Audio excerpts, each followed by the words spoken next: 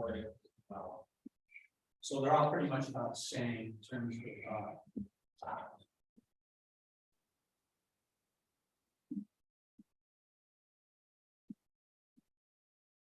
Have you considered and do you have a resolution to the concern of what the house numbers would be? The addresses? Yeah, the addresses themselves. Well, I believe we'd work with the town on that. Whatever is applicable. I didn't even think about that, to tell you the truth.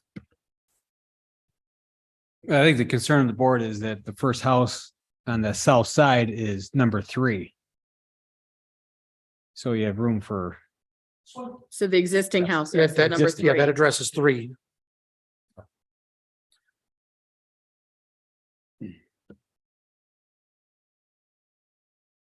So of the 3 lots, what would be the house size for each one of the lots? Square footage. Oh, thank you. Not really sure what the plan is for that, but it will be appropriately sized. We wouldn't be seeking variances or anything like that. Be very consistent with the existing houses on Treetop Lane, which is probably 1,800 to 2,300 square foot. Can you let us know what the width of all the proposed lots 1, 2, and 3 are? Sure. Lot number 1 is about is 85. Lot number 2 is about 85. Lot number 3 is about 90, roughly. 90.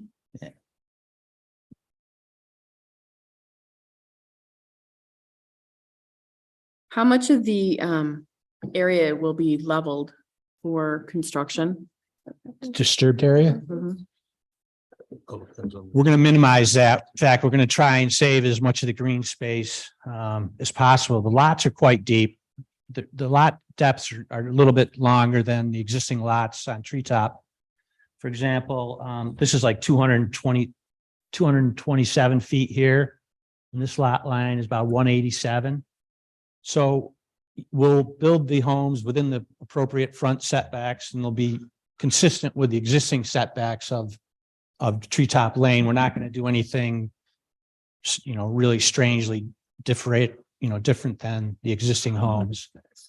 The grades do slope up to the back south portion of the site. So we're kind of looking at how we can dovetail the homes into the site without making a lot of disturbance. I mean, we're not going to mass grade the whole thing as like a mine site or anything. We're going to try and work with the contours, make all 3 of the houses kind of spatially compatible and with a nice setting there and blend in with the existing neighborhood as well. So you're going to create the proper drainage of the sites. Absolutely. Okay.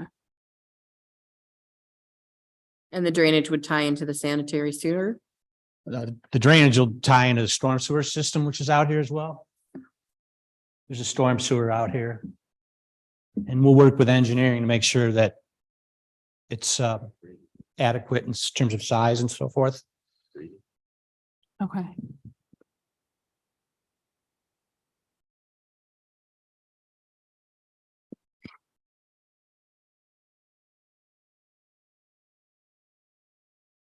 I have no further questions.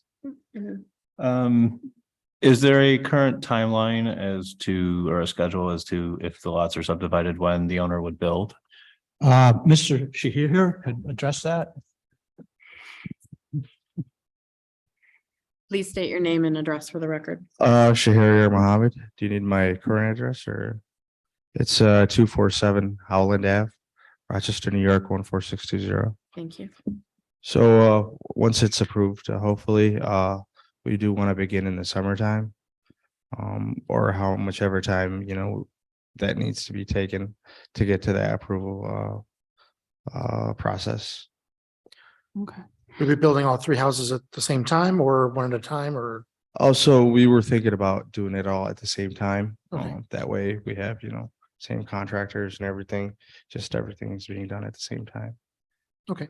If that's, possible. Now, I know one of the questions that was brought up was numbering of the houses. Have you thought of any solutions if, for instance, the, 1, 2, 3 doesn't work? Oh, We have to go so a different route. yeah, because we had talked about this before. I think one of them is 1 and then ours is 2.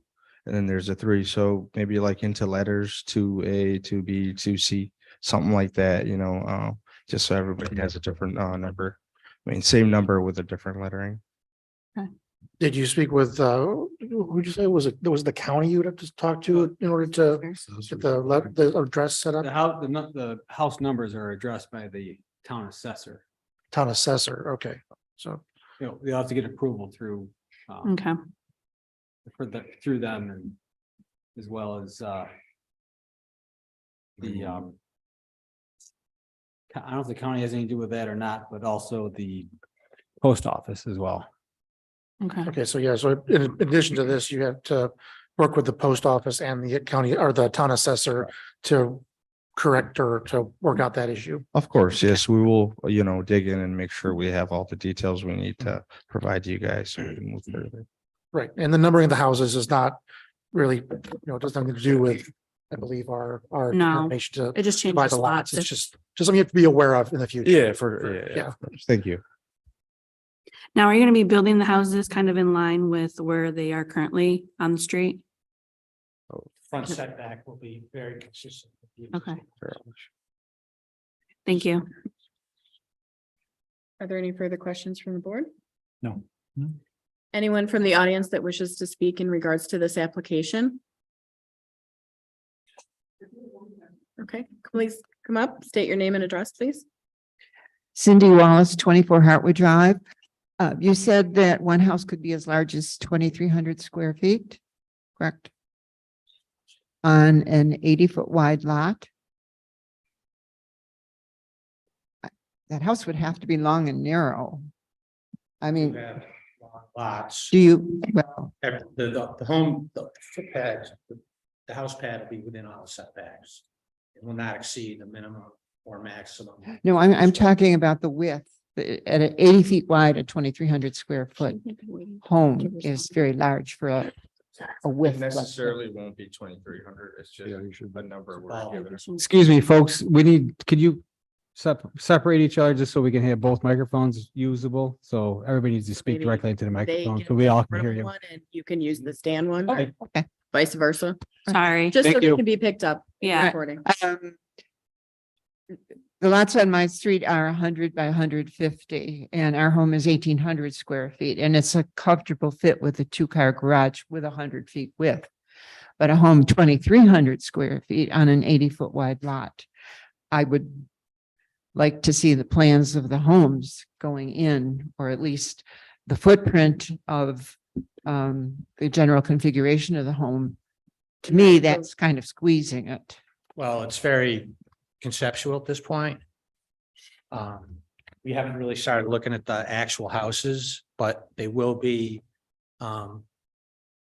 properly located within setbacks. And, the contours of the land and so forth. So I just kind of threw a range out there that was in my mind. It's not set in stone. But I did say 1,800 square foot and yours is about 1,800. So somewhere in there, 1,800 to 2,000, something like that. But we're not going to be asking for any variances or anything like that to overbuild. It will- Meaning the final design of each of the 3 houses Exactly. will fit code Exactly. for the setback, which is distance from parcel to parcel and parcel to street. That is correct. Right. Yes. Yeah, we don't plan on, going too big. We're trying to stay within that range of whatever sizes are in the same neighborhood in the same road. So we can build according to that. Understood. Before the planning board. Mhm. Does My only satisfy? question. okay, thank you. And they would also have to Right go now. before the planning board when they do have the house design. The blueprint. So this is the first step. But they have to get further approvals. Heather, is there anyone online that has any questions? I do have people online, but no questions at this time. Thank you. With that, Miss Vice Chair, with regard to application ZBA 2022-80, 81, and 82 for area variance, I move to approve as follows. Whereas the zoning board has one, duly advertised and held a public hearing. Two, has considered all relevant information. Three, has considered the potential benefit to the applicant versus the potential detriment to the neighborhood or community in relation to such variances. Now, therefore, be it resolved that the zoning board of appeals makes the following findings of fact. The variance will not result in an undesirable change to the character of the neighborhood or a detriment to nearby properties. Although lot size requested is below code, the ultimate lot size of proposed is very similar to other houses on the street. The variance cannot be achieved by some other feasible alternative. The lot size simply cannot accommodate homes at the 2-acre limit. The variance requested is substantial because the code dictates 2 acres and the proposed sized lots are less than 1/2 acre. Variance will not have a negative effect on physical or environmental conditions. The proposal here is simply single-family homes similar to existing parcels on this street. The difficulty related to the variance was self-created, but given the existing code, an appeal to the code is the only way to develop this parcel. And be it further resolved that based upon the above findings, the zoning board of appeals hereby approve the variance as presented. I'll second. Heather seconds it. All those in favor? Aye. Aye. Opposed? Aye. Application carries. It is approved. That's for all 3 lots, right? Correct. Correct. Okay, thank you very much. Have a good evening.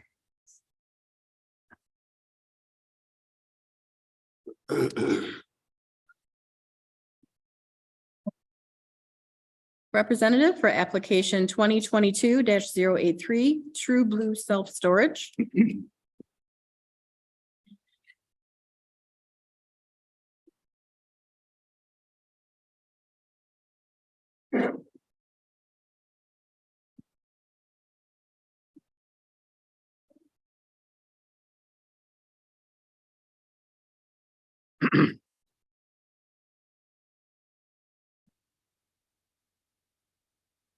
Please state your name and address for the record.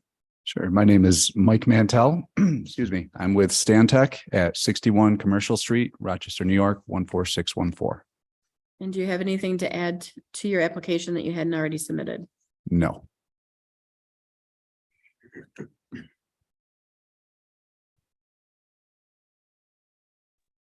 Is there a reason why the storage units aren't pushed all the way back? In line with the existing? Just curious. Sure. Yeah. So there's actually an existing, which was constructed with the original phase of the project in 2015, an existing stormwater management feature Okay.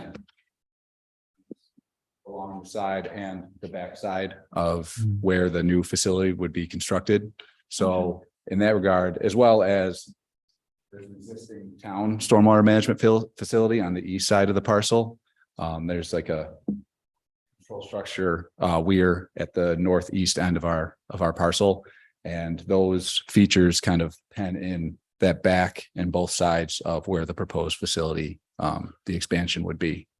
So we've actually, you can see that the buildings, the proposed buildings are smaller than, you know, the existing buildings, based on that amount of limited space that's available. Okay.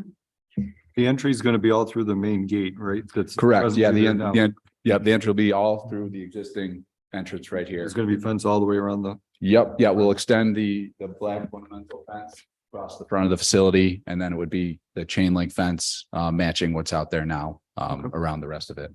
And the look of the buildings will be the same finishes, colors as the existing facility. Okay. We're also, there's an existing berm that's on the southern part of where the proposed expansion would be. We provided some photos in the submission that we gave that showed what it looks like now, and you can see how that berm kind of screens a portion of that area. We're gonna regrade it a little bit, but essentially use that same berm across the front to provide some screening from the road where the facility would be a little closer, and then put some trees on top of that for some screening and aesthetic purposes. What type of trees do you plan on proposing? They are, yes. Green Mountain Sugar Maple, but then the planning board has asked that we provide a couple additional plantings as well based on the conservation board comments. Okay, Sorry, what were they? Mhm. River birch was something that they, okay. Are these units temperature controlled or just? the new units will not be temperature controlled. So just electricity going into them for lights and. Correct. Yeah, they won't. Yes, lights and cameras. Yeah, they won't need sanitary water services like that. Other questions? Any other questions from members of the board? Nope.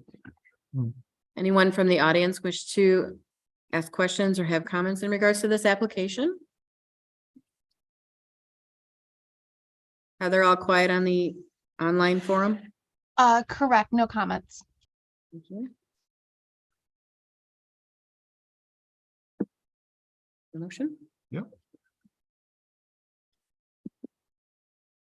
With regards to application ZBA 2022-083 for an area variance, I move to approve as follows. Whereas the zoning board has duly advertised and held public hearings, has considered all the relevant information and has considered the potential benefits to the applicant versus the potential detriment to the neighborhood or community in relation to such variance.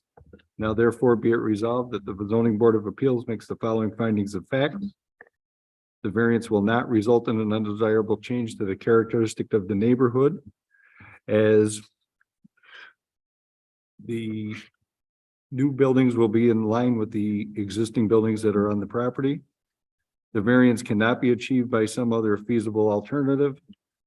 The setback of 125 foot, they wouldn't have enough room to build those new buildings in there. The variance requested is not substantial. Will be kept in line with the existing buildings that are on the other property. The variance will not have a negative effect on the physical or environmental conditions. Property meets the DEC and town requirements for stormwater sewers. The difficulty related to the variance was self-created, but due to the ratio needed of the land for the new buildings, setback is required. And be it further resolved that based upon the above findings, the zoning board of appeals hereby approves as presented. I'll second. Other second. All those in favor signify by saying aye. Aye. All those opposed? Carried. Approved. Thank you very much. Good evening. Good night.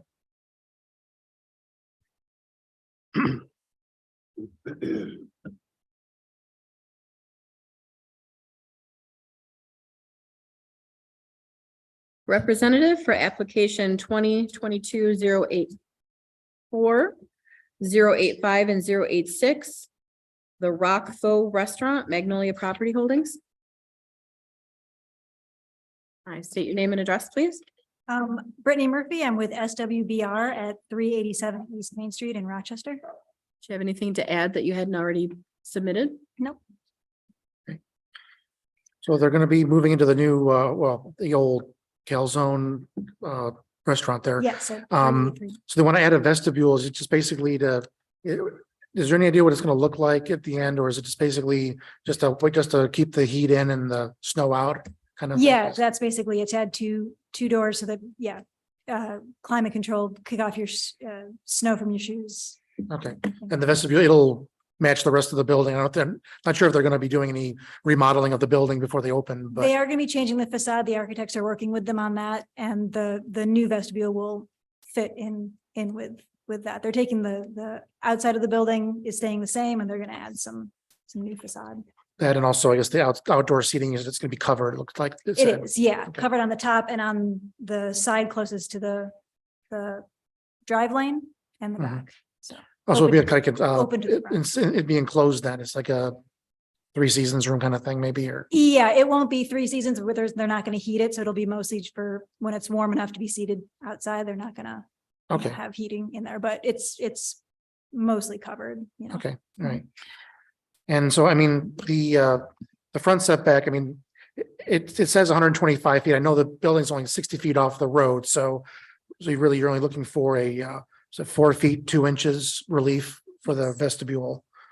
And I know you have the railroad tracks going behind there so that the setback back there is not 60 feet either. It's, Right. yeah, so you're only wanting another 3.5 feet or something like that? Yeah, from 19 and change to about 15 and a half. Okay, all right, so it's not as bad as the full 60 feet to Exactly. it, exactly. And looking at the map provided, and you can scroll down real quick here. I know right now you said there's 17 parking spaces on the property Yes, and it's going to be increased to 19. yes, So it's still going to be too short of the town code. yes. Okay. Does this new vestibule, does it reduce the amount of parking in the front of the building? The vestibule does not. The additional seating, the outdoor seating does remove 2 striped spaces. Yep. But we are adding 2 spaces in the back, and by restriping the parking lot, we're also adding 2 on the front and side. So we're sort of taking 2 away and we're putting 4 back Okay, Okay. so for you're a net gain of 2. not getting two. But based on the seating inside that they want inside the building, we would need 21, but we're only having 19. Okay. All right. So see, I know this is geared towards RIT students, is the projection and hopes of them walking to the facility? Yes, I think so. It's a little, I think it's 3/4 of a mile from the Okay. nearest. There's bus stops Yep. that are a little more than half a mile away. Mm-hmm. The bike lane is kind of, you could get there from Brighton, Henrietta if you wanted to bike. But wouldn't, certainly but- it's close enough to RIT students that if they wanted to. They could they walk could. further, just past Park Point to get to it. Yes, Yeah. exactly. It's a quick Uber. Mhm. Now, where do you anticipate putting the snow? Probably along, well, they could lose the 2 spots in the back. There's a little bit of in the corner there. There's at the south end, there's a little bit of a triangle in there. You could get it up against the fence if you wanted to.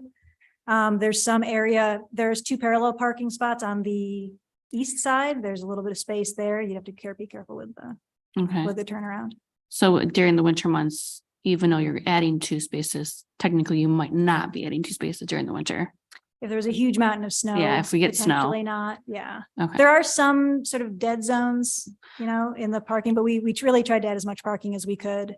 Okay. The spot we're adding on the west side and on the north side, that's probably where the snow would have gone if those weren't parking spaces, but Yeah. we're trying to add those back in when we can. Are you, or is the plan to make the 2 exits or entries? Is one supposed to be an exit only and the other supposed to be entry only? Yes.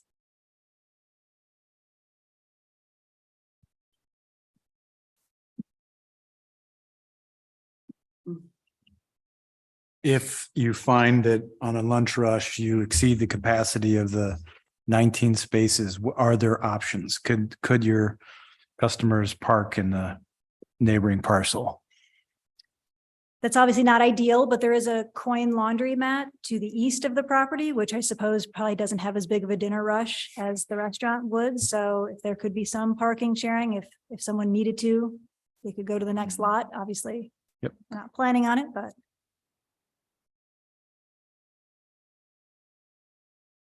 I don't need any more questions myself.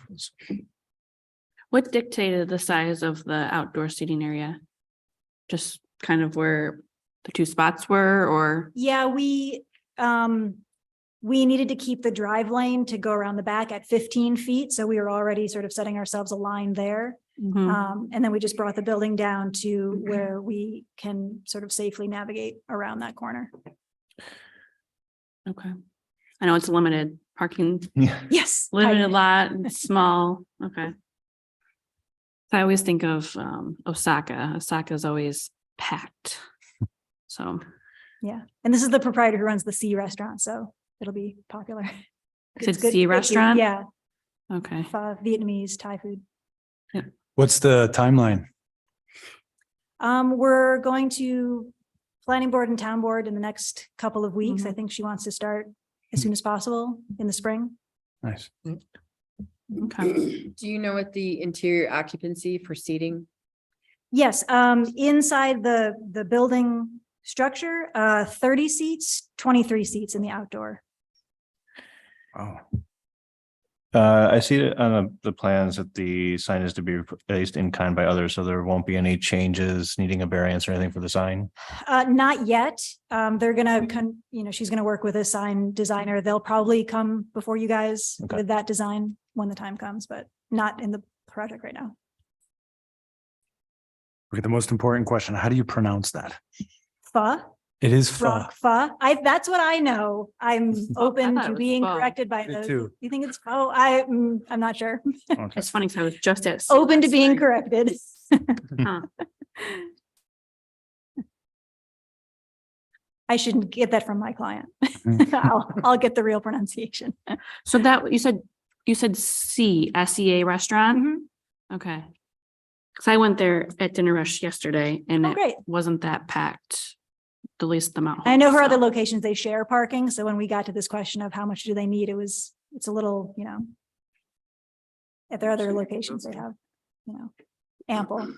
But we think this will be enough. Do They they- want to take out. Do they anticipate on doing any, like takeout parking spots?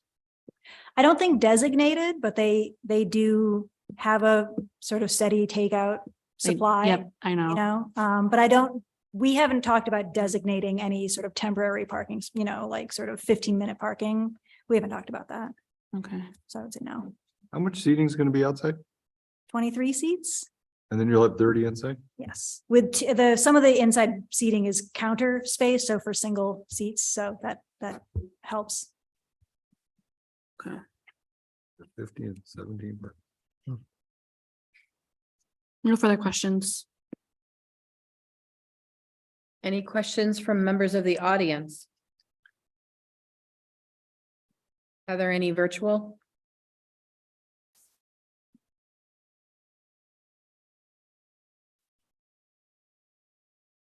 No.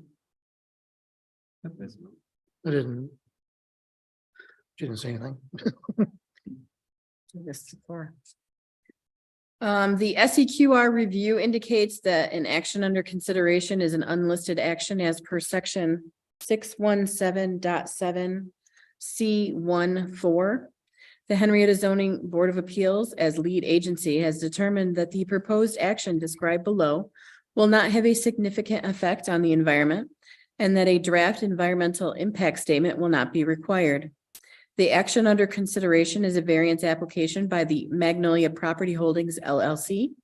This is an unlisted action and will not require a condition negative declaration. The proposal of this application is a variance approval for a reduction in the required parking spaces, 19 total spaces where 21 are required, for the property located at 339 Jefferson Road in an industrial zone district. Tax account number 161.06-1-5.2. All relevant areas of the environmental concern were identified. Evaluation and examination were carefully made in relation to the existing conditions versus the proposed site improvements. It has been determined that there will be no adverse environmental effect as a result of the proposed action. I, Beth Mossworth, therefore make the motion that we make a negative declaration that the Zoning Board of Appeals Vice Chair be authorized to sign the statement of environmental significance. Excuse me, Madam Vice Chair. Mhm. Just got a text from Ms. Voss. There was no comments online. Perfect, thank you. Does that need to be seconded at all or approved? Okay. Okay, and also in addition to that, Madam Vice Chair, with regard to, Sorry, need a second and a full vote on. Okay, you do need a second full vote. may I have a second on the seeker variance? A second. Thank you. All those in favor? Aye. Aye. No opposed? Seeker carries. Now for the area variance itself. With regard to applications number ZBA 2022-084, 085, and 086 for an area variance, I move to approve as follows. Whereas the zoning board has one, duly advertised and held a public hearing. Two, has considered all relevant information. And three, has considered the potential benefit to the applicant versus the potential detriment to the neighborhood or community in relation to such variances. Now therefore be resolved that the zoning board of appeals makes the following findings of fact. The variances will not result in an undesirable change to the character of the neighborhood or a detriment to nearby properties, as adding a vestibule and outdoor seating will enhance the aesthetics of the building and property. The variances cannot be achieved by some other feasible alternative in order to make the proposed upgrades and additions. The variances requested are not substantial, whereas the applicant is seeking a 4-foot 2-inch front setback reduction and a 3-foot 8-inch rear setback reduction from what it is currently. The applicant is adding 2 parking spaces from what is currently on the property, though is still too short of what code requires. The variances will not have a negative effect on physical or environmental conditions, as there will be no changes to height or visibility of the building. There will also be no change to the existing impervious surface. The difficulty relating to the variance was self-created to maximize the utility of the building and property for both the owner and customer experience. And be it further resolved that based upon the above findings, the zoning board of appeals hereby approves the variances as presented. I'll second. Second by Tim. All those in favor, say aye. Aye. Any opposed? Motion Carried. Thank you very much. You're welcome. Can you guys hear me now? Yes. Yes, we can hear you. Thank you. Can I get who seconded the seeker motion, please? Tim, Tim, thank you. will the representative for application 2022-088 Southridge Landing, Dakota Properties Incorporated, come forward?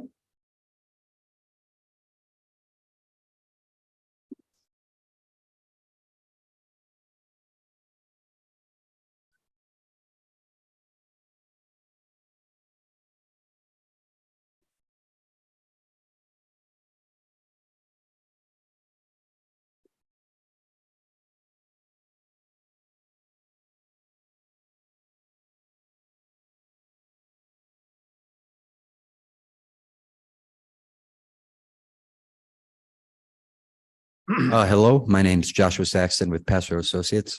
I'm a civil engineer. Address is 242 West Main Street, Rochester, New York, 14614. Thank you. Do you have anything to add that you hadn't already put in your application? I do not. Here to answer any questions that you may have. So I wanted to understand how you got to the number of parking spaces and kind of see the route that you took. I know you've probably been in front of a planning board, correct? Okay. Yeah, I guess it's we'll go back to the beginning with this project, long history so far this year. Actually started in March, going to the town board for special use permit application. We had, I believe, 4 meetings with the town board. The site plans changed drastically since then. Originally, the entrance was actually coming in off of Calkins Road. You can kind of see on the parcel, it going south next to the daycare center. That was where the original access road was supposed to be. After, conversing with town staff as well as residents, obviously some concern there with, road going behind people's houses. Also the building orientation, it was closer to those single family residents. So, working with the town and residents, we kind of got to the site plan where we're at now, where that entrance has been removed and utilizing the existing now new T intersection at the East Henrietta Road intersection. And there's that ESL bank there, or not bank, ATM. Building's been rotated so that, no windows or the building is actually geometrically farther away from the single family residence as it can be, as well as, moving in pavement. The town has buffer requirements planning board does, in addition to setbacks. That's basically based on use to use. In our case, single family to multifamily, which this project is, it's 100 feet for impervious area. So we are meeting that 100-foot buffer. So that's what's kind of squished the project in. But even originally, when this was first presented, it was around 93, 95 spaces. And we kind of got to that number, based on the site, how much it can, handle with the capacity and the site constraints. But we also looked at some other surrounding projects that serve the same clientele of what this project will. That was in the LOI number 3. We kind of have like a comparison table showing ratios of vehicles per bedroom. Those averaged out to be about 0.42 vehicles per bedroom. Our site has 130 beds, 93 spaces. So that's about 0.715 for that ratio. So, that ratio, I think that shows that we have more parking than, what this kind of surrounding projects that have a similar use also have. But, obviously we don't want to get it down to that average, that minimum. We want to be a little conservative with the amount of spaces. So, I think with that ratio and the comparison to some of those existing projects, I think we do have ample parking for the use.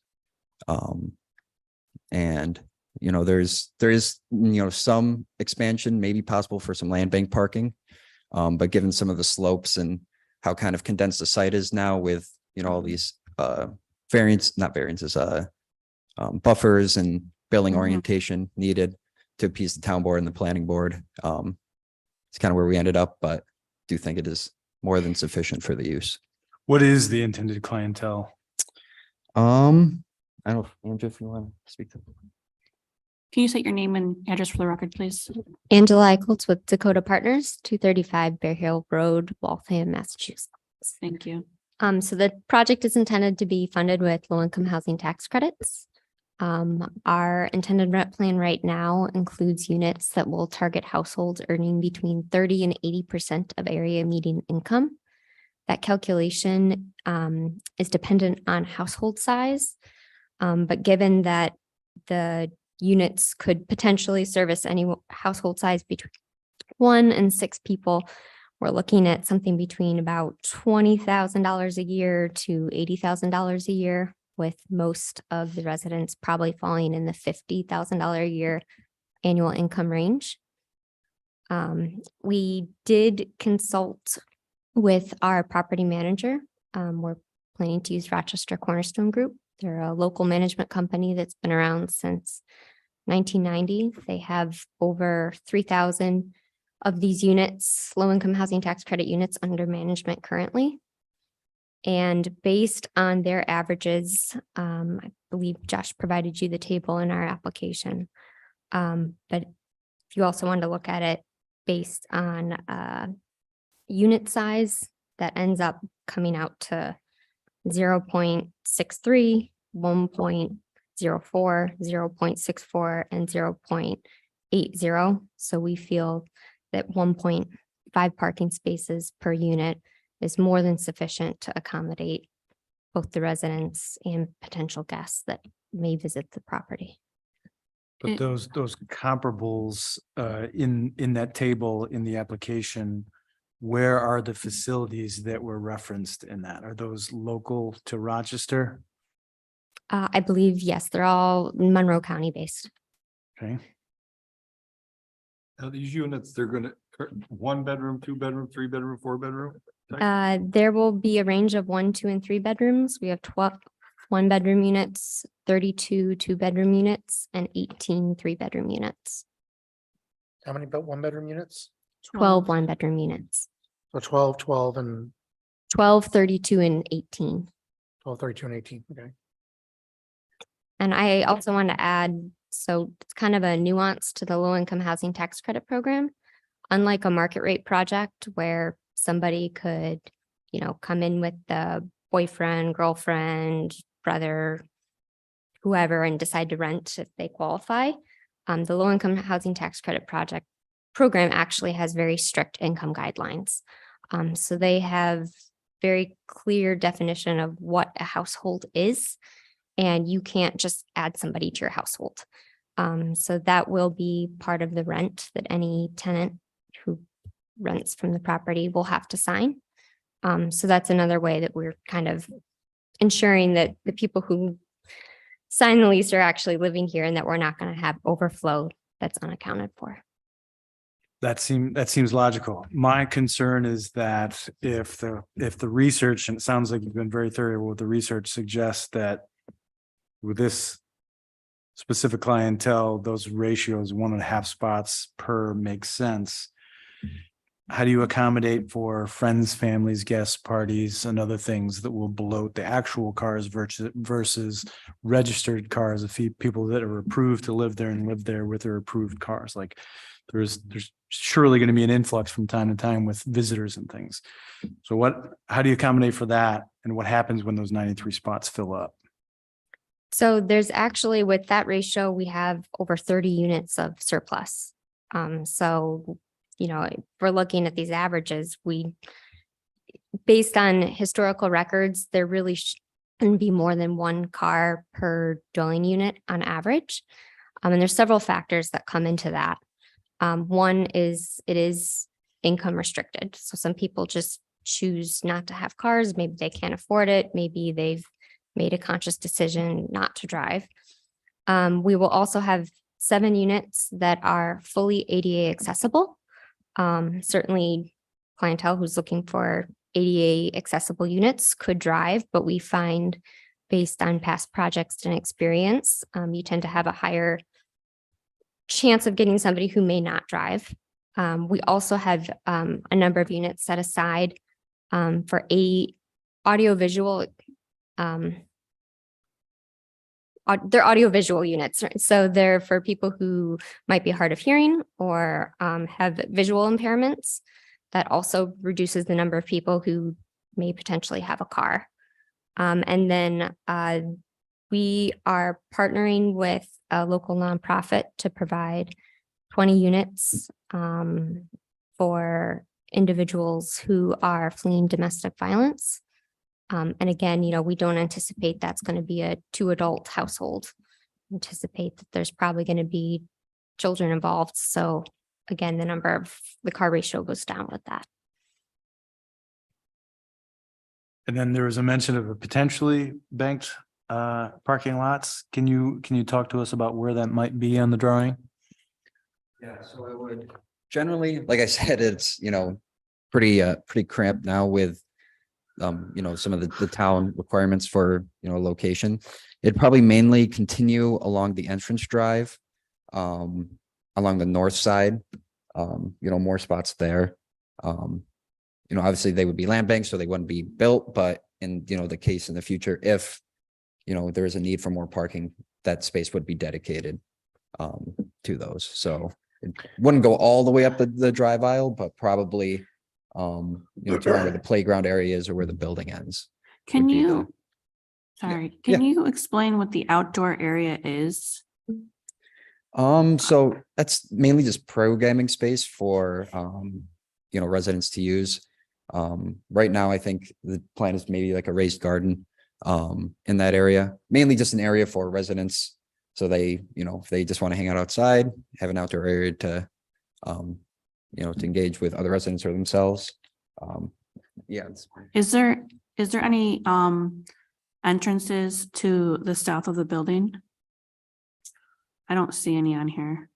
You mean doors or? Yeah. No, not right now. They're all kind of in that front area. And then there's one to the right, almost where that turn is to go south to the southern parking lot area. And then you also have some of your snow storage is going to be where the drive aisle for the crash gates in between there. Mm-hmm. So for that, do you anticipate on just lifting the gates when you have to? Yeah, that was kind of a requirement for that. An additional requirement when this was going through the town board was, complete access around the site for fire emergency vehicles. So that's the reason there's that road back there. It'd be only for emergency vehicles, but the town is, requiring that obviously has to be plowed. And, opened up and cleared, because obviously in the case of an emergency, you don't want your emergency access road covered in snow and getting Okay. trucks caught. So, yeah, so they will be open to, for clearing, in the event of major storm events with snow. And there is the potential for, I mean, the main parking area, you have 1, 2, 3 snow areas. You probably could lose about 4 spaces in the wintertime. I think there's enough ample space to push the snow.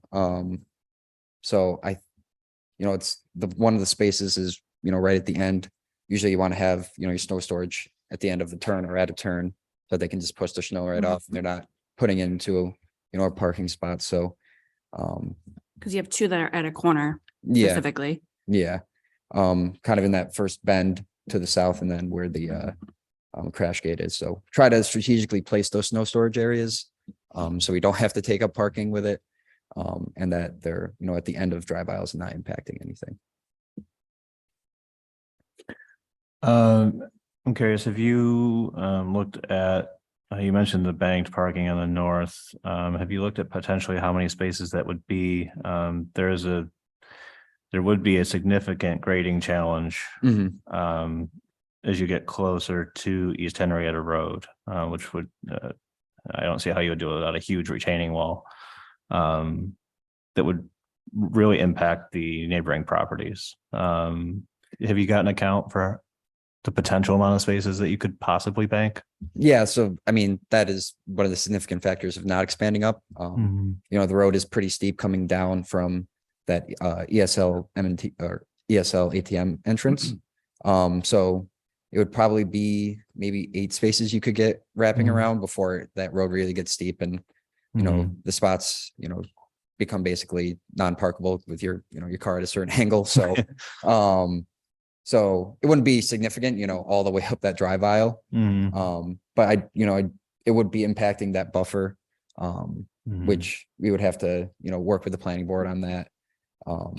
And with those grade changes. So, there definitely is the possibility to add the land banking, but I think given the existing data we have and we have, more than enough parking for the use, but it's definitely something we can add to, bump that ratio of units to parking spaces.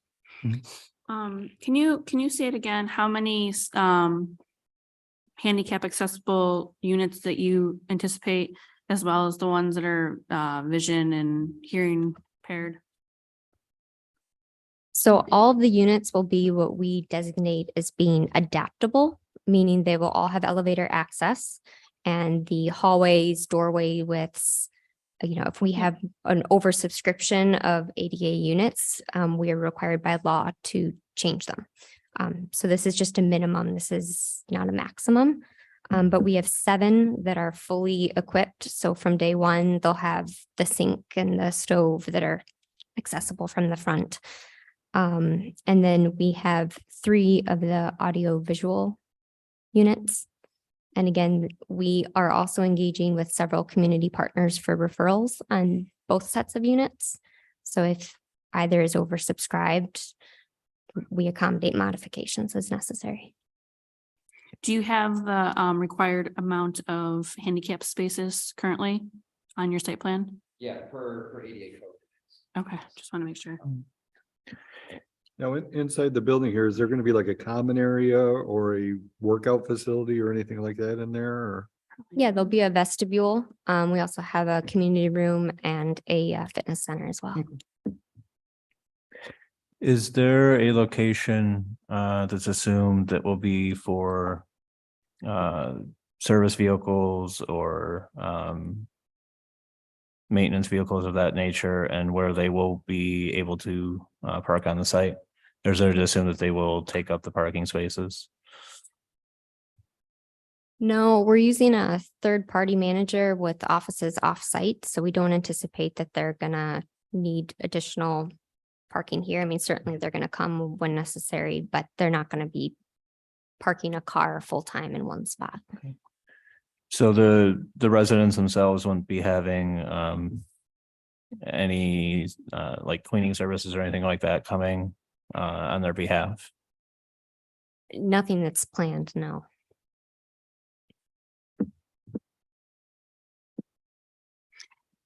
I know that this site plan was brought, I mean, you know, made probably like what, 1 million iterations of it, but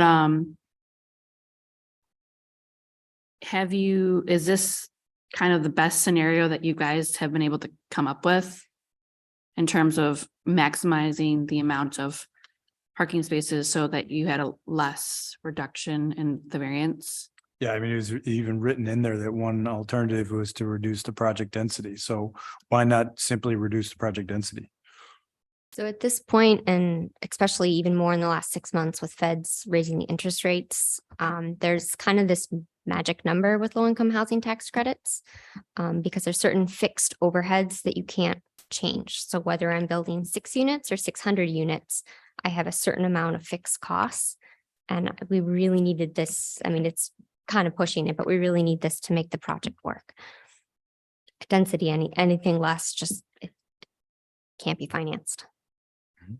Is there anything in lease agreements that pertain to required amount of parking spaces that they're gonna be allowed to have? No, we've never had to enforce that in the past. Although I do know that the property manager has agreed to that in other site plan approval processes in the past as part of a contingency to the approval. They do, however, require car registration, so you can't just be having your brother's cousin, or I don't know, you can't just be parking people's cars, right? So if it becomes a problem, the property manager would go out and check for vehicle registration. But it's my understanding, talking with the property manager, that they haven't had to exercise that because the 1.5 parking spaces per dwelling unit is more than sufficient. Okay, so literally a resident would have a car registered and there'd be some form of identification, like a sticker on the car. I don't know if they use a sticker thing or if it's just the license plate and they scan for them. Yeah. It's tied to their apartment that they're living in. Yeah, they have So- fancy software. I don't know exactly Yeah. what they use. And is management on site or off site? Management will be on site. Okay. And so if there's a concern, they can do an inventory that says we have 3 unauthorized or 20 unauthorized cars and take action on it that way. Yep.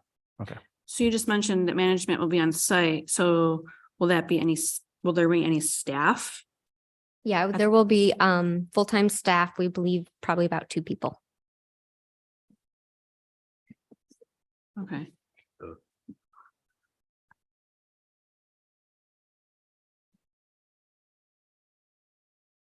The application indicates there's, the area of this is an appeal because of the amount of accessible shopping, town, school entities. Other than, I believe there's only 1 bus stop in the area. There's no other public transportation for those whom don't have vehicles.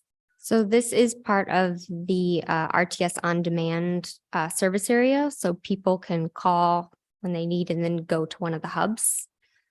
And we also intentionally chose this site because of its walkability. So we anticipate, some people will need to take advantage of that to come into downtown Rochester, other places. But there's a lot that you can get to just from walking to the site. You've got banks, you've got grocery store, you've got restaurants, you've got daycares. It's a very service-rich intersection. Just say Wegmans. We know what that means. So with the amount of slope to the driveway and the sidewalk, do you anticipate that being utilized a lot for walking? Yeah. Given that there's 10 units that are more ADA compliant versus accessible or adaptable? The sidewalk going from the project to the main road will be ADA accessible. So we did purposely design it so that the slopes would be manageable, and they will be required. Management will have to plow them and keep them clear of snow in the winter. So that's a 1 on 12 slope. coming from East Henrietta Road down to, Yeah, so yeah. Yeah, 1 on 12, so it'll have guardrails as well as landings, meeting all ADA requirements for the sidewalk, so. The other complexes that you mentioned in the comparables, are they also in the RTS on demand that they utilize that service as well? Or are they more able to access local shopping areas that reduce the amount of registered cars for that? I don't know off the top of my head. I'd have to look that up. No. One concern that I am seeing is that the outlet where the sidewalk does go to the street, you're showing crosswalks. It's very close to an intersection where there is an existing light. Is there plans to seek like a lighted crosswalk with a signal or of that nature? Well, the plans are being currently reviewed by New York State DOT. They're the jurisdiction of East Henrietta Road. You know, definitely something that could be incorporated if the DOT, you know, demands it for that. There is, you know, pedestrian crossings already incorporated at that intersection. So it's not just, you know, lights, there is already that pedestrian access. So I believe that'll be added to the existing infrastructure of the light. Oh, sorry. Yeah, so no problem. So the plans are being reviewed by New York State DOT. There already is currently some pedestrian loops at that light. So we, you know, anticipate that, you know, our project will, you know, incorporate that to create a pedestrian friendly access for at that intersection. So, you know, not walking across oncoming traffic. Pedestrian traffic and parking accessibility. I see that there is a proposed 6-foot tall screening fence. Is this property otherwise fenced within or just that one screening fence? It's mainly that one screening fence along, you know, the north. There's, you know, some dense tree vegetation for 100 feet in that residential buffer. If you continue kind of to the east of that site or of the site, there's now an existing pond that we are expanding and improving. That was another big concern, was drainage on the site, and the pond wasn't really maintained before by the previous owner. So, you know, with having on-site staff to, you know, clean it and make sure it's operating efficiently and updating it to, you know, current standards. And included in that is adding vegetation and trees around that pond. So that'll create a buffer. It's really that kind of eastern side, especially with cars coming in, that we wanted to put that screening fence so that, you know, lights from cars aren't shining in, you know, back to people's houses, and that there's an additional visual barrier so that's, you know, kind of feels separated from the site. I'm curious, and I'm sorry if you've already explained this, is there a reason why there are, with the exception of probably the fire exit on the southwest of the building, is there a reason why there are no entrances closer to that parking area? On the south, I believe it's just the programming of the site, that there wasn't any doors there. And it might have been changed. I know on kind of the southwestern corner of the building. It's kind of that breakout. I believe there's a door there now. Okay. I'll have to double check. I know that it was kind of fluctuated, a door without a door there. But I believe there is one there now. So On that side, it doesn't, on this site plan, it doesn't appear any entrances for that far back. yeah, the building's still, you know, in design. But I think since this application, there's been a door added at that location for access to that southern parking lot.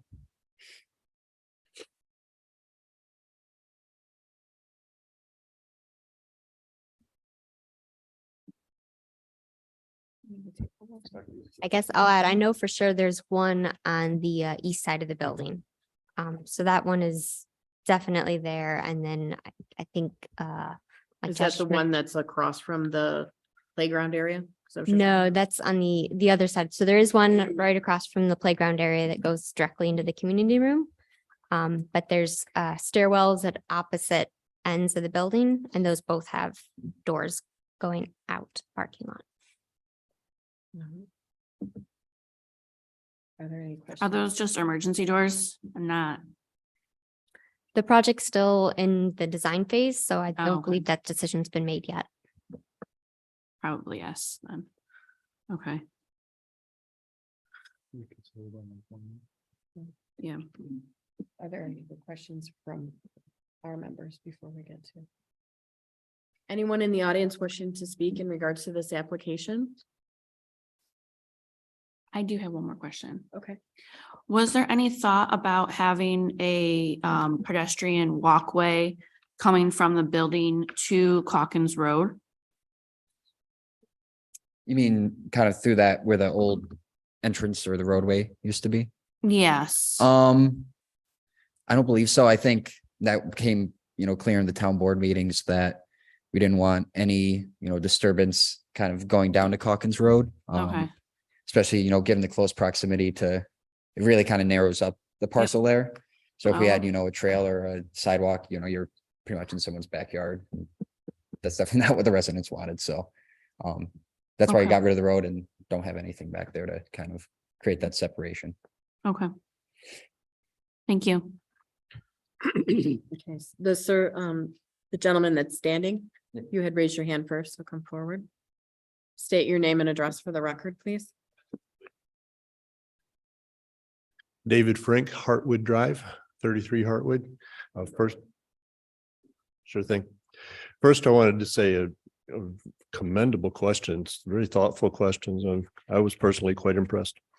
Regarding the research for the parking lot, I have not seen the research, but I have seen research be manipulated to come out to mean to show whatever you want it to show. I think we all have.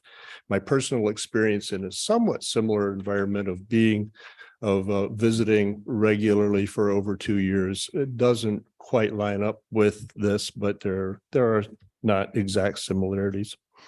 Some concerns about the site being cramped. Please help us. The site being cramped, that is not something that is on our plate. That is because they chose to put a building in a very difficult spot, in a very small spot, and trying to make something work. Regarding car registration, a big question would be, how will that be policed and how will it be enforced? It is not something that's a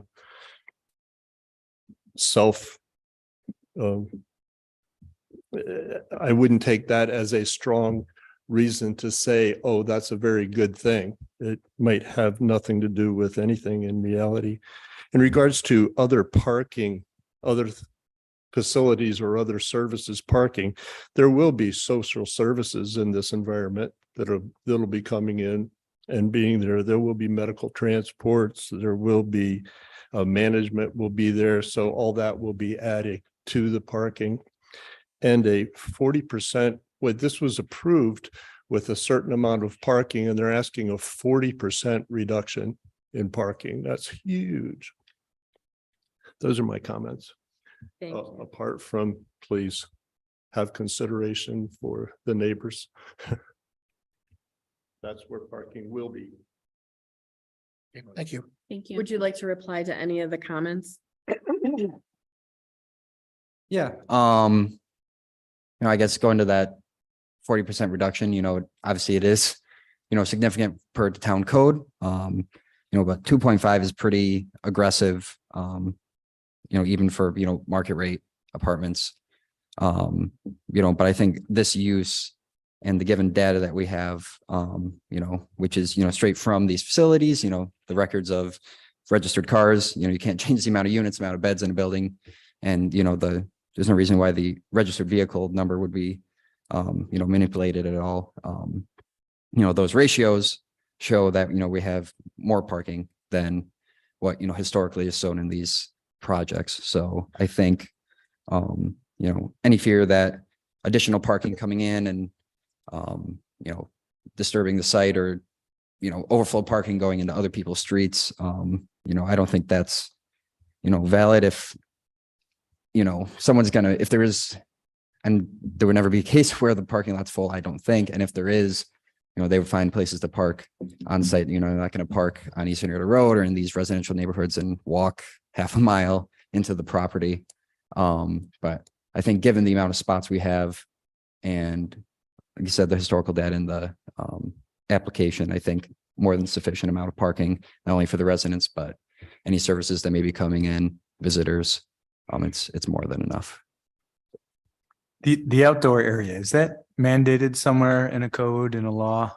Is that sort of like wildlife natural preserve? Like, is that required or is that optional? It's definitely not a requirement of, the town. It's not like X% of your project needs to be this outdoor space. It's more of just a place for the residents to go to. Sure. Yeah. So the building will be certified under Enterprise Green Communities Plus. And part of that certification process, we have to meet certain benchmarks. And one of them is, I don't want to say outdoor space, but the way that we're reaching it is going to be through providing community gardens. So that space is being proposed for that use.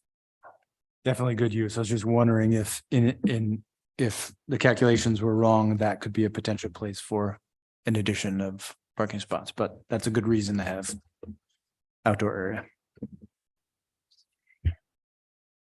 There was a lady in the back that wanted to come forward.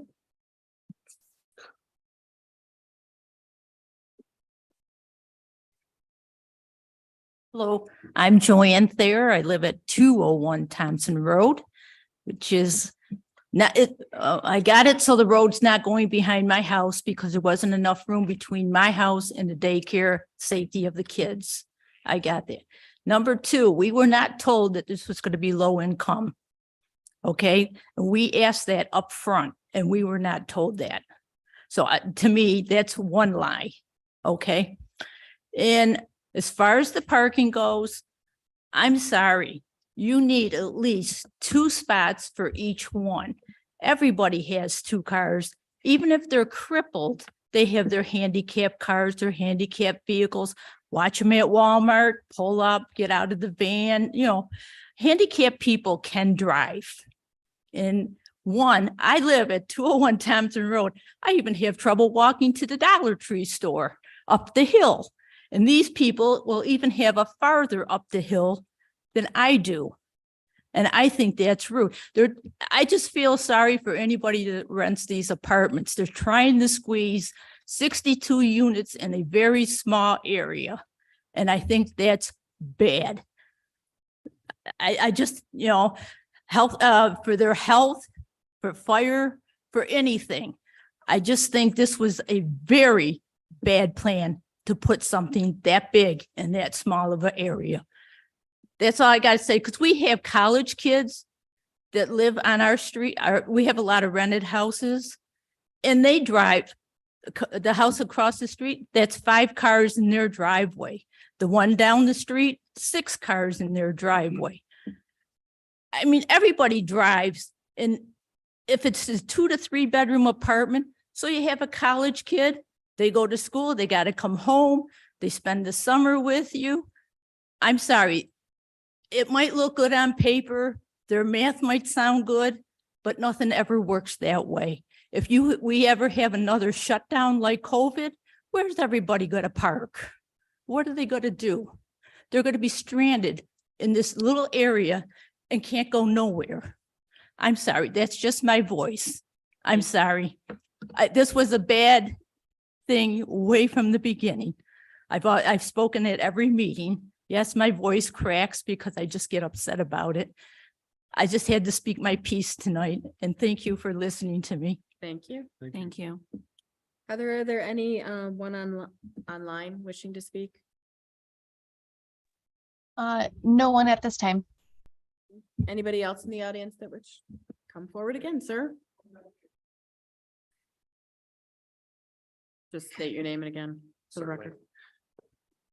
Again, David Frank from 33 Heartwood. Forgot to mention, I worked in the social services realm for about 20 years of my life and found that with domestic violence, there comes violence. And I want to appeal to the group here with that new information in mind. And then also highlight the fact of what I'm very, very aware of is that it's adjacent to a daycare. Thank you.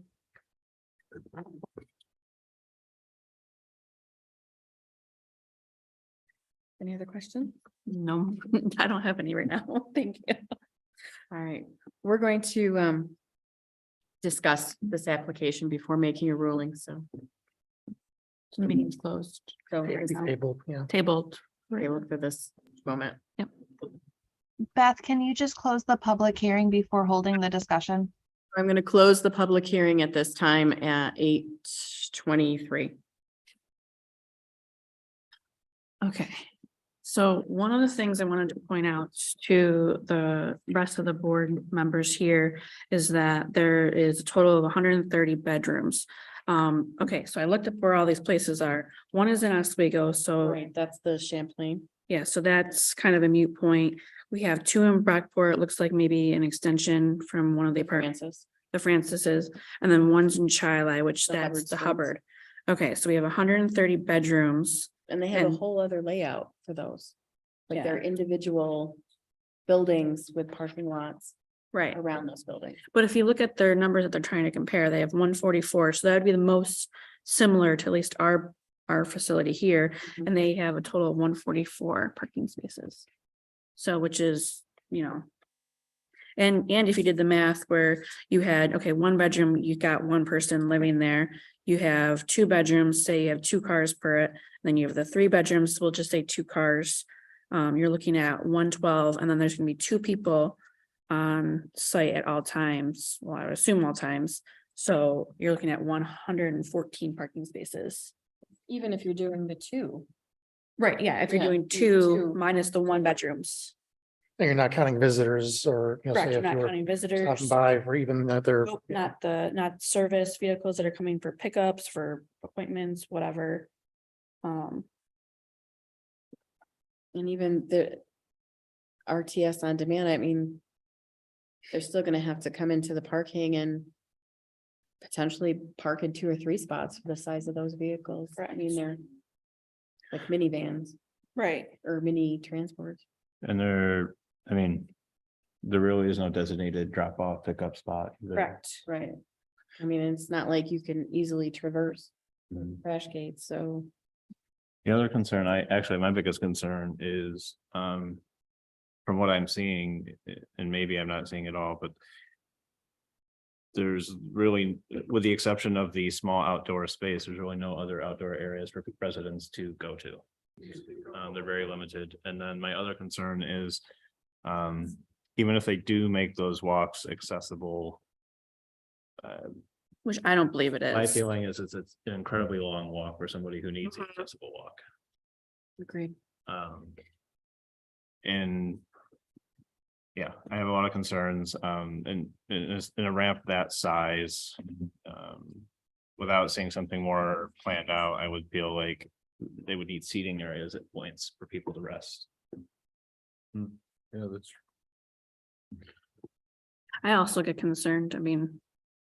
This is just a concern of mine in general, is going down that drive aisle down from East Henrietta Road down into the area, you know.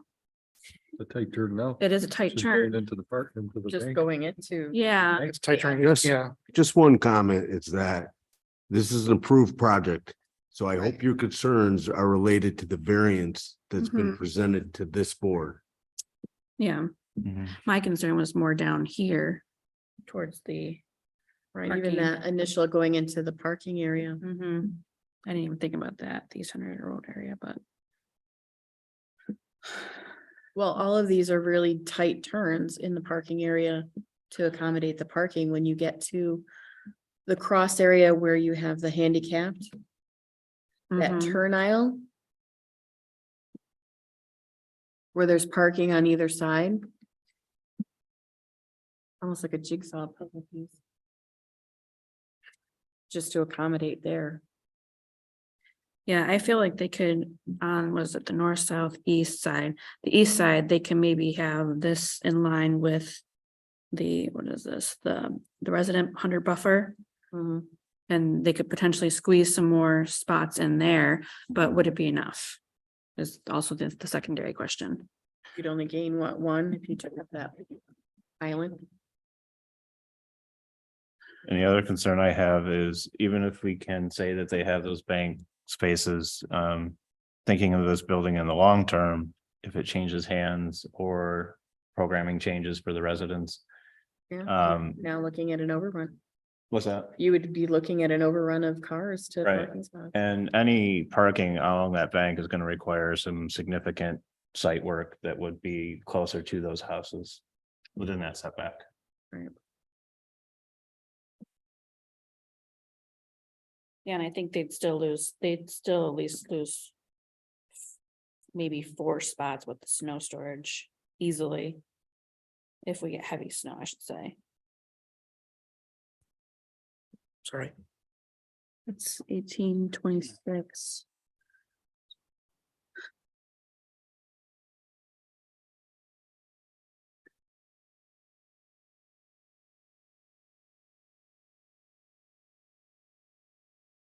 Yeah, those N ones.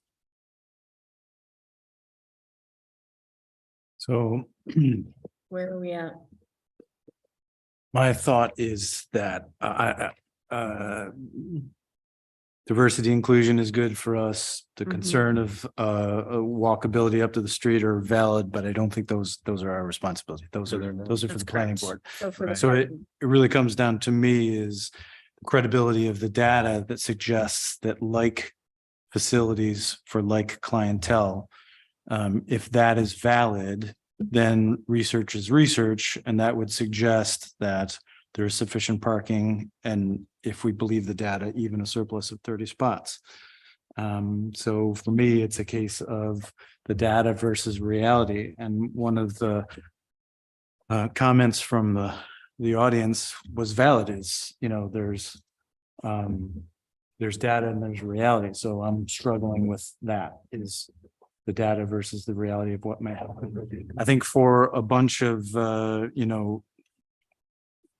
facilities and workers and things coming and going isn't going to be a dramatic impact because, emergency vehicle, whatever, is a temporal thing. But families that have unauthorized vehicles is a real thing, a real concern that would make an impact.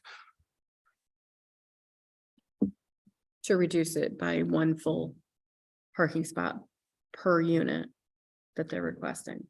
Well, then That that 40% comes back to reduction. whether or not there's management to the extent that they would actually take action on Right. excess cars, surplus cars, non-registered cars.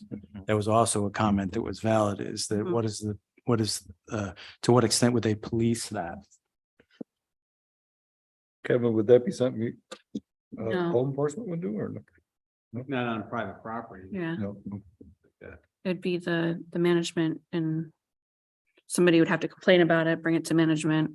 And then it'd be at their discretion of how fast they respond to it is the biggest thing.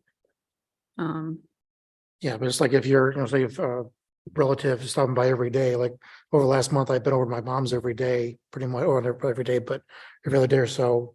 There are issues, and she lives in a more lower income residential area in Penfield, so my car's not authorized to be there, but I park there. I don't Right. park in I park in a regular spot, but As a visitor. as a visitor, yeah, I'm a Correct. visitor, and I'm not don't live there, but I'm still a visitor, and I've been a frequent visitor.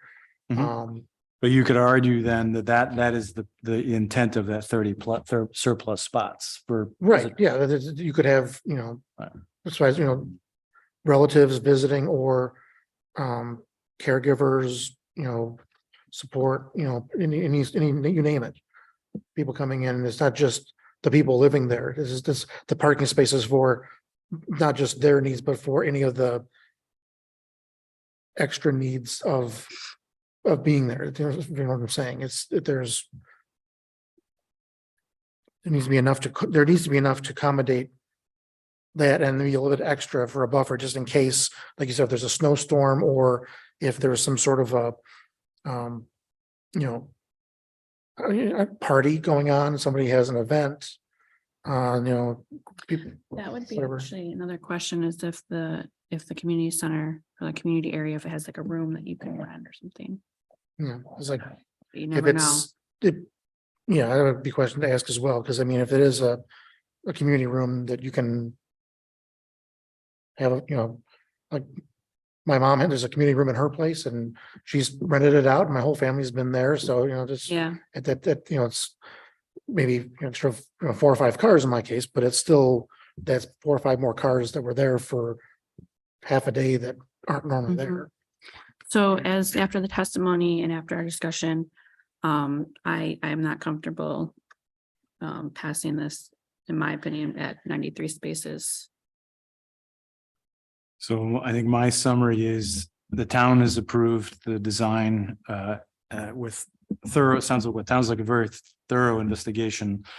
If we can believe the data that the ratio makes sense, this is a unique clientele that is different than what the ratio of the code was designed for. It is a different condition. If we can believe the data, then I would approve.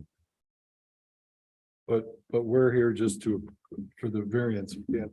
Correct. You can't use your, Just a you don't reduction. like what it is or whatever's going in there. I mean, Yeah. we're just following the facts of what we got here for the. Yeah, good point. So I think what I'm saying is given all the facts, I would be for it. And I think I would rely on the data to suggest that it was designed appropriately.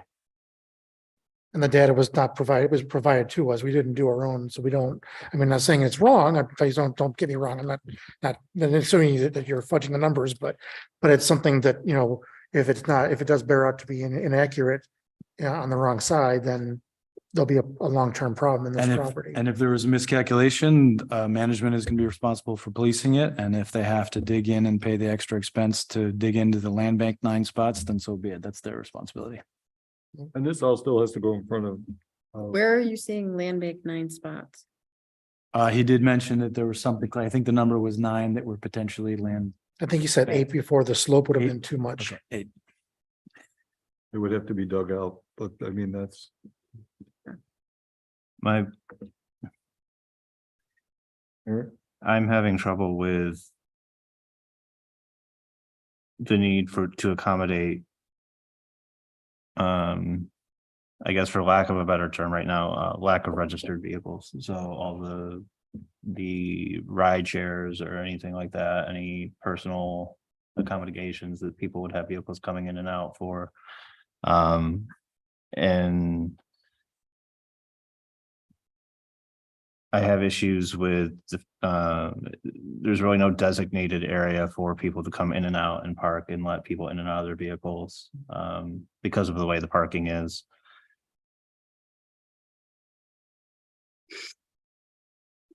So there's also, I mean, even if you're regular vehicle parking, you, of course, you back out the parking spot. But if you're just, say, like you said, somebody coming by to drop someone off, then you have to do a K-turn or find some empty spot to go in and come out again, because there's no way to drive around the building. Right. Or just to loop around. A lot of the apartment complexes around here, it's the same way. Right. Well, They weren't necessarily designated. Yeah. Where are we? Is it a straw vote? Chris? At this point, I'm against. Jen? Or Against? Or against. So that's 1, 2, 3, We need 4. 4 to.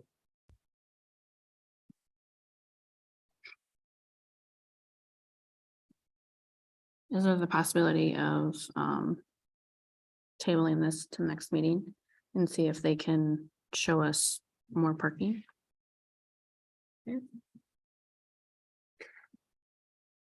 have to open it back up to ask him. Yeah, Sorry. because I'm not comfortable with, and even if data side, even the data presented and every testimony on that comfortable. Then we also have what's the space gone, right? But we're talking about 4 to 2.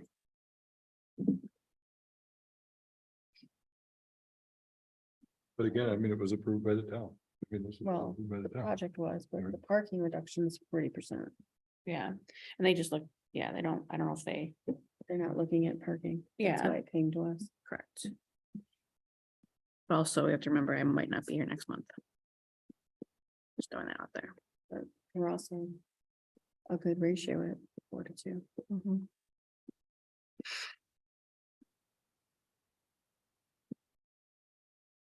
Okay. Yeah. So Heather, we are reopening meeting at 8:36. Do we need Eric here? Did you want to ask the one question? The community center? Yes, you can come back up to the back to podium, the podium? please. So as you guys probably heard, one of the questions that we had during our discussion time was the community room. Is it going to be rented out to residents? No, the intent is that it wouldn't be rented out. The community room would be accessible to all residents at all times. So Okay, that they wouldn't be able to, you could have a function there, but you wouldn't be able to make it exclusive, if that makes sense. okay.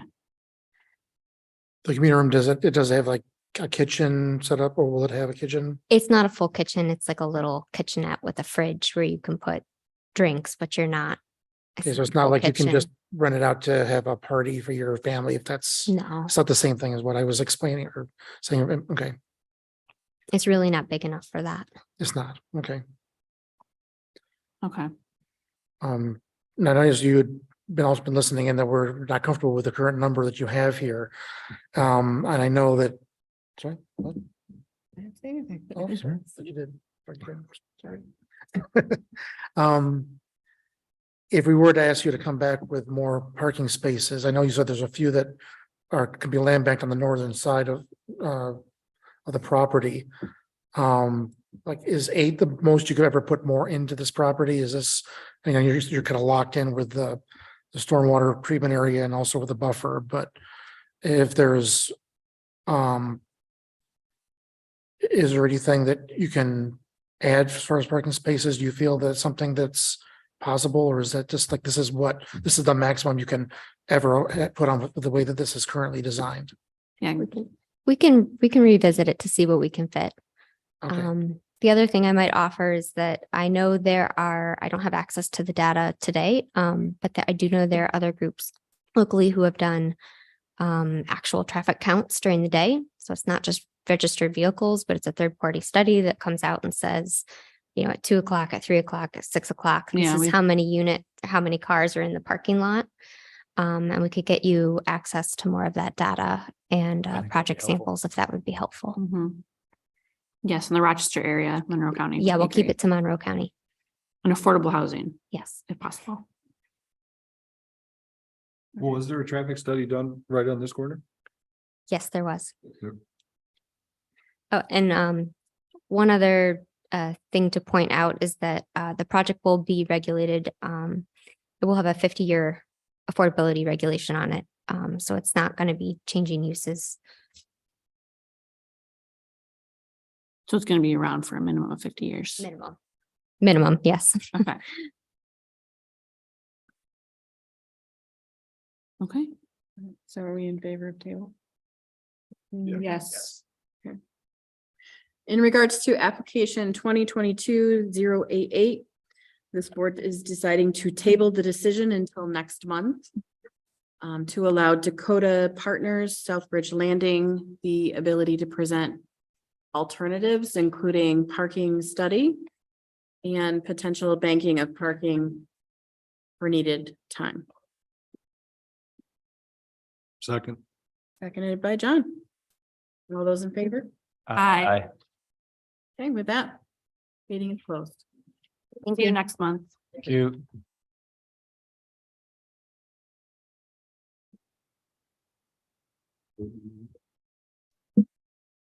I did. Beth, can you do an adjournment motion for me, dear, with a time? Yeah. We want to do an adjournment, yeah.